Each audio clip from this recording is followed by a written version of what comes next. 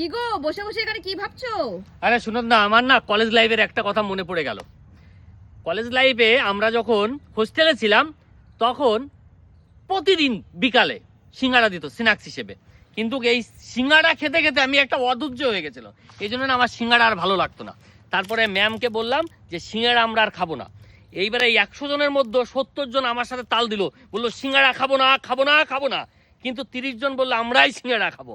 তারা কি করলো, ম্যাডাম বললো কি একটা কাজ করো, ভোট হবে, যারা সংখ্যায় বেশি ভোট পাবে তারা তাদেরটাই চালু হবে, সবার কিন্তু এটা মেনে নিতে হবে। আমরা বললাম ঠিক আছে তাই হবে।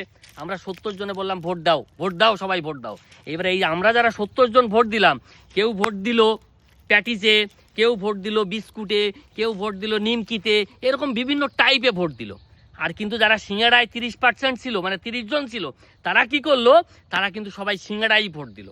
আমরা এই যে 70% এক হয়ে যে আমরা এই সিঙ্গাড়ারে চেঞ্জ করতে পারলাম না। একটা কথা মাথায় রাখবেন পশ্চিমবঙ্গবাসী, হাত জোর করে বলছি, এই 30%-এর জন্য আপনি কিচ্ছু করতে পারবেন না 70% হয়ে। তাহলে ইউনিটি হন, 70%ই একদিকে ঝুঁকে যান, আপনার খাবারই থাকবে প্যাটিস প্যাটিস, না হলে বিস্কুট বিস্কুট।